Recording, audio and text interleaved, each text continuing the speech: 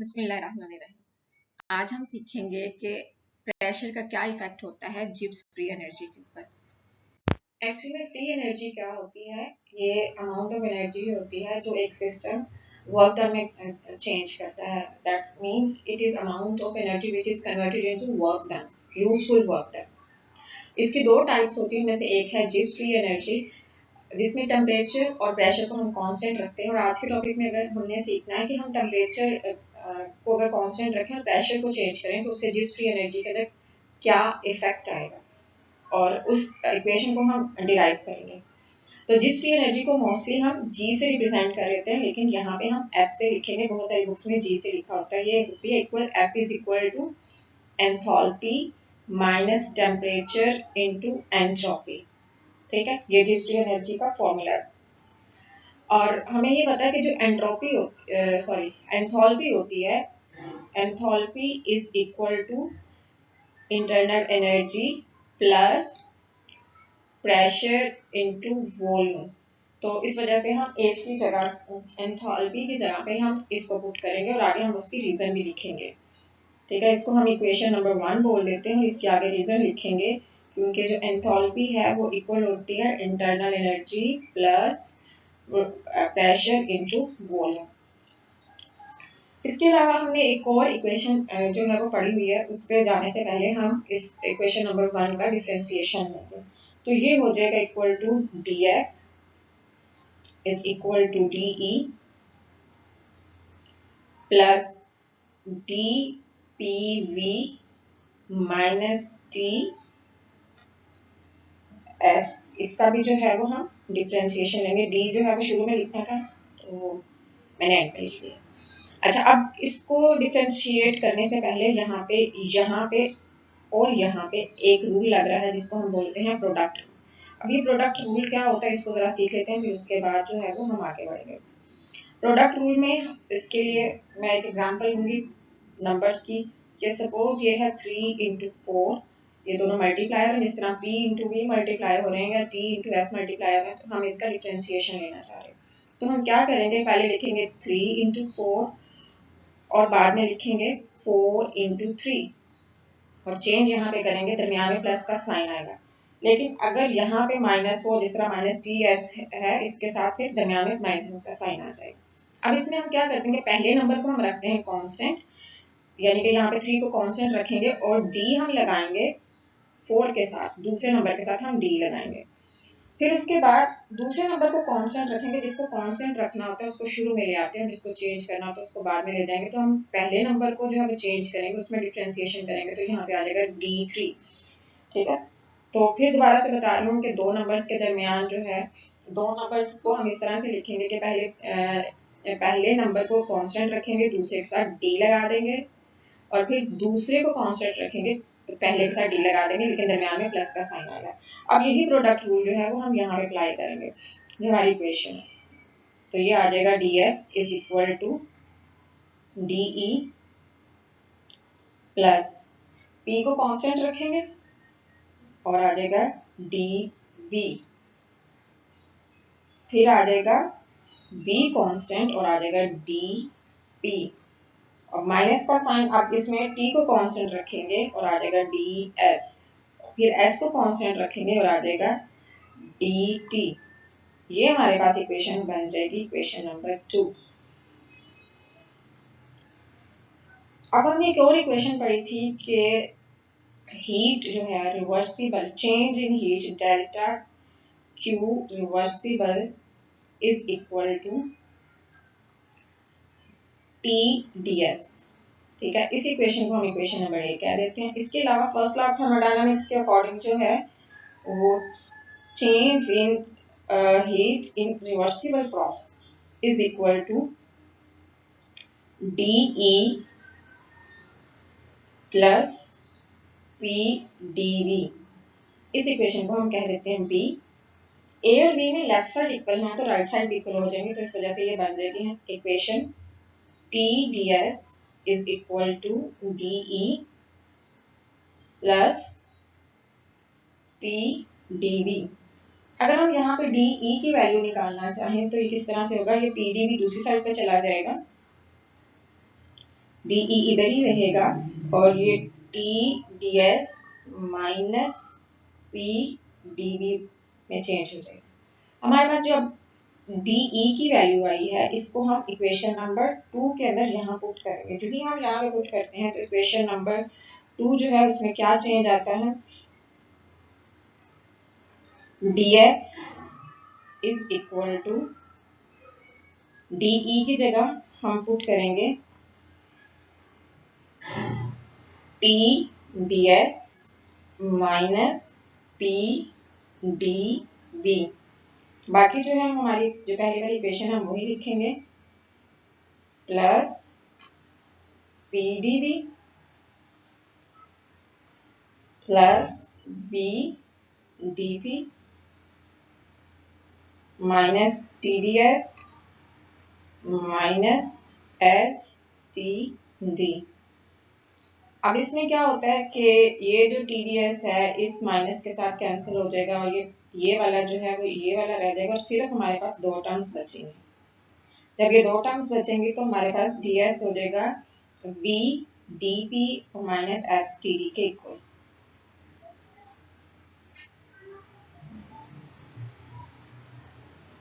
और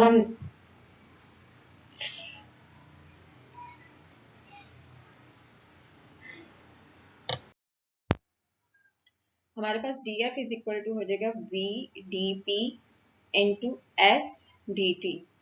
SDT जो है S एंट्रोपी है और DT चेंज इन टेम्परेचर। अगर हम टेम्परेचर को कांस्टेंट कर देते हैं या प्रेशर को कांस्टेंट कर देते हैं तो ये इक्वेशन किस में चेंज होती है। सबसे पहले हम ये देखते हैं कि अगर हम प्रेशर को कांस्टेंट कर देते हैं तो इक्वेशन अबव इक्वेशन जो है वो कन्वर्ट हो जाएगी DF is equal to V into 0 minus SDT, क्योंकि DP चेंज इन प्रेशर 0 हो गया, D का मतलब है चेंज इन प्रेशर 0 हो गया तो ये इक्वेशन चेंज हो जाएगी 0 minus SDT is equal to minus SDT। DF is equal to SDT हो जाएगा। अब DF over DT is equal to हो जाएगा माइनस S, क्योंकि ये जो है दो वेरिएबल के ऊपर डिपेंड कर रहा था तो इस वाली इक्वेशन को हम चेंज कर सकते हैं किसके अंदर, DF की बजाय हम करली F पार्शियल डिफरेंशिएशन की तरफ जा सकते हैं ओवर करली T जब हमने प्रेशर को कांस्टेंट कर दिया at constant pressure will be equal to change in entropy. यही वाली इक्वेशन जो है अगर हमने टेम्परेचर कांस्टेंट कर दिया तो फिर किस में चेंज हो जाएगी, DF is equal to VDP minus S into 0। VDP minus 0 is equal to VDP। DF किसके इक्वल हो जाएगा, VDP।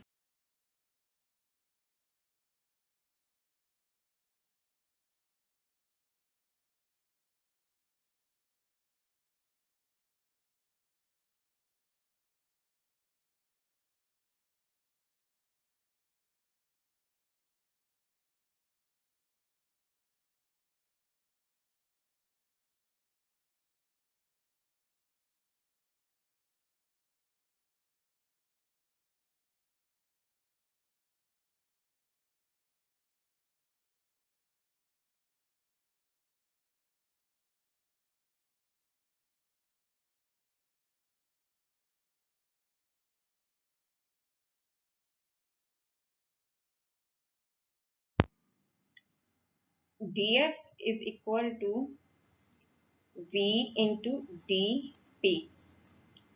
इसको इक्वेशन नंबर 3 बोल देते हैं। इसमें भी अगर हम इस पार्शियल डेरिवेटिव के फॉर्म में इसको लिखेंगे तो ये हो जाएगा करली एफ और जो P है इसको DP को इधर हम करली P में चेंज कर देते हैं at constant temperature is equal to volume. अब ये जो हमारे पास इक्वेशन नंबर 3 है इसका अगर हम जो है वो इंटीग्रेशन लेते हैं विद लिमिट्स, ठीक है, तो ये किस तरह से हो जाएगा, इक्वेशन नंबर 3 का हम इंटीग्रेशन करेंगे DF is equal to V into DP। Equation 3 का हमने इंटीग्रेट किया विद लिमिट्स यहाँ पे हम प्रेशर जो है P1 ओवर P2 लेंगे, ठीक है। अब इसमें DF को किस तरह से लिखेंगे, DF जो है वो लिखा जाएगा F2 फाइनल माइनस इनिशियल, यानी कि G final minus initial will be equal to P1 P2 into V into DP। अब हमारे पास general gas equation for 1 mole जो है वो क्या है, वैसे तो है PV is equal to nRT, लेकिन जब N1 हो जाएगा तो ये RT के इक्वल हो जाती है। अब R किसके इक्वल आएगा यहाँ पे, या फिर अगर हम यहाँ पे, क्योंकि ये जो V है इसकी वैल्यू जो है हम यहाँ से निकालना चाहेंगे, तो V किसके इक्वल आएगा, हमने V की अगर वैल्यू निकालनी है तो V will be equal to RT over P। तो इसको हम इक्वेशन नंबर 4 कह देते हैं। इक्वेशन नंबर 4 में हम V की वैल्यू पुट करेंगे। जो ही हम इक्वेशन नंबर 4 में V की वैल्यू पुट करते हैं तो ये इक्वेशन नंबर 4 किस में चेंज हो जाती है, इक्वेशन नंबर 4 चेंज होगी, ये F2 माइनस F1 जो है ये डेल्टा F के इक्वल हो जाएगा, और यहाँ पे क्या आ जाएगा P1 P2 V की जगह पे आ जाएगा RT, R कांस्टेंट है, हमने टेम्परेचर भी कांस्टेंट माना हुआ था, ठीक है। नीचे आ जाएगा P, सिर्फ P चेंज हो रहा है यहाँ पे, और आगे जो है वो DP लिखा हुआ था तो DP को लिख देंगे। अब चूंकि ये कांस्टेंट है तो कांस्टेंट की वजह से अब जो है ये बाहर आ जाएंगे, इंटीग्रेशन के बाहर आ जाएंगे।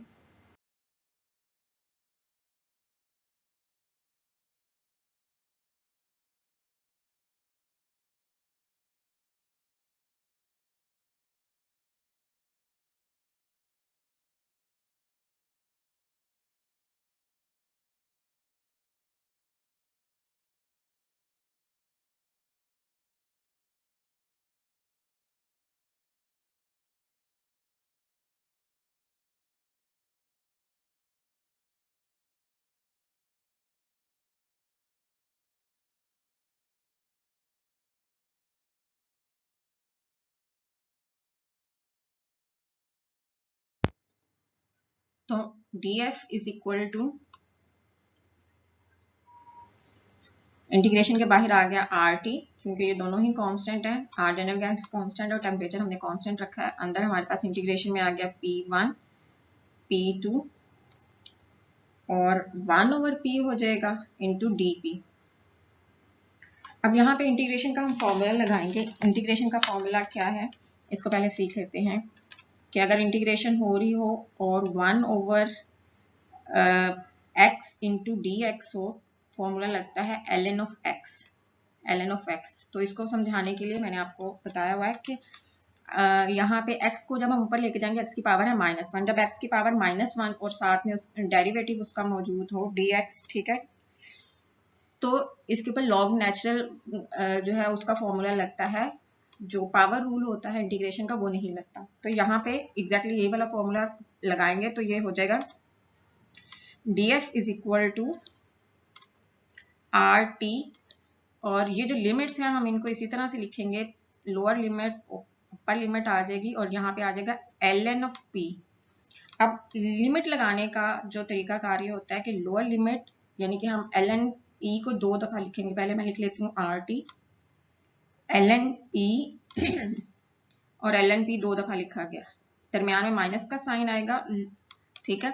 Upper limit minus lower limit ln p2 minus ln p1, clear. इस तरह से हम लिमिट्स को अप्लाई करते हैं, ठीक है। ये मैंने बार्स लगाई हैं, ये दोनों जो है ये बार्स हैं। अब हमने लॉग नेचुरल का जो है वो फॉर्मूला एक और भी सीखा हुआ है कि अगर हमने इसको इकट्ठा करना हो, लॉग नेचुरल एक दफा लिखना हो, तो ये माइनस जो है वो डिवीजन में चेंज हो जाता है, P2 डिवाइडेड बाय, ये जो मैंने लाइन लगाई है ये डिवाइडेड बाय के इक्वल होती है P1, ये इस तरह से आ जाएगा। तो DF इसके इक्वल आ गया। अब हमने अगर इस इक्वेशन में प्रेशर की जगह वॉल्यूम पुट करना हो, या हमने लॉग नेचुरल को चेंज करना हो लॉग के अंदर, बेस 10 वाले लॉग के अंदर, तो उसका तरीकाकार क्या होगा कि हम इसको मल्टीप्लाई करेंगे 2.303 के साथ RT, और ये लॉग में चेंज हो जाएगा, log of P2 over P1, ठीक है। अब ये जो हमारे पास इक्वेशन है, इस इक्वेशन को हमने अगर सपोज 5 कह दिया है, ठीक है, और इस इक्वेशन को 6 कह दिया है, ठीक है, तो इक्वेशन नंबर 5 में P2 ओवर P1 की बजाय हम वॉल्यूम को जो है वो लेकर आना चाहें तो फिर हमें जनरल गैस इक्वेशन की तरफ जाना पड़ेगा, जिसमें ये था कि P1 V1 is equal to for 1 mole जो है वो nRT की बजाय लिखा जाएगा। अगर हमने n को 1 लिख लिया तो R कांस्टेंट होता है और T1, ठीक है। और ये आगे से चेंज हो जाएगा किसके अंदर, P1 V1 over T1 is equal to R। और अगर हमारे पास एक और गैस है P2, गैस यही है लेकिन हमने कंडीशंस चेंज की हैं, V2 is equal to R T2। Again हम यहाँ से जो है वो फॉर्मूला निकाल लेंगे। अगर R की वैल्यू तो किसके इक्वल होगा, R इक्वल टू होगा P2 V2 ओवर T2। तो अगेन हम इसको इक्वेशन ए और बी कह देते हैं। इक्वेशन ए और बी में राइट साइड पे दोनों आर हैं, तो इसकी जो है वो राइट साइड पे अगर इक्वल हैं तो लेफ्ट साइड भी इक्वल होंगे। तो हम ए और बी को कंपेयर करेंगे तो ये हमारे पास आ जाएगा P1 V1 over T1 is equal to P2, इसको थोड़ा रेज कर लेते हैं, ये जो खराब हुआ, is equal to P2 V2।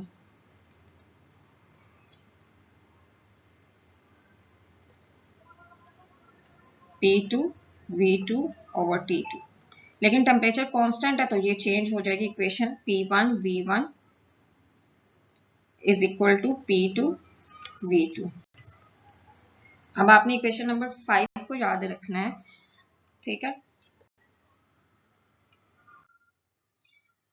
तो P1 V1 इज इक्वल आया था P2 V2। P2 को हम इधर ही रखेंगे और वैल्यू जो है वो हम P1 की इधर लेकर आएंगे, तो ये हो जाएगा P2 डिवाइडेड बाय P1, ठीक है। V1 इधर था, V1 इधर ही मौजूद है, लेकिन V2 को हम इधर लेकर जाएंगे तो ये हो जाएगा V2। अब ये जो इक्वेशन आई है इसमें हमने P1 V1 की वैल्यू निकाली है। P1 V1 की वैल्यू को हम इक्वेशन नंबर 5 में पुट करेंगे। इक्वेशन नंबर 5 थी delta F is equal to RT ln of P2 over P1। तो हम P2 ओवर P1 की बजाय लिखेंगे यहाँ पे V1 ओवर V2। अगेन हम इस इक्वेशन को अगर चेंज करना चाहें लॉग के अंदर तो 2.303 RT ऐसे ही आ जाएगा और इक्वेशन हो जाएगी log of V1 over V2। इस तरह से हम फाइंड आउट कर सकते हैं कि जिप्स फ्री एनर्जी के लिए दो इक्वेशंस जिसमें हमने इफेक्ट ऑफ जो है वो प्रेशर फाइंड आउट किया, कांस्टेंट किया टेम्परेचर को, और यहाँ पे हमने वॉल्यूम का इफेक्ट भी जो है वो फाइंड आउट किया, क्या होगा, किस तरह से चेंज होगा। होपफुली आपको यहाँ तक समझ आ चुकी होगी। अगर आपको कोई भी मुश्किल होती है तो you can ask me in comment section. Take care, अल्लाह हाफिज़।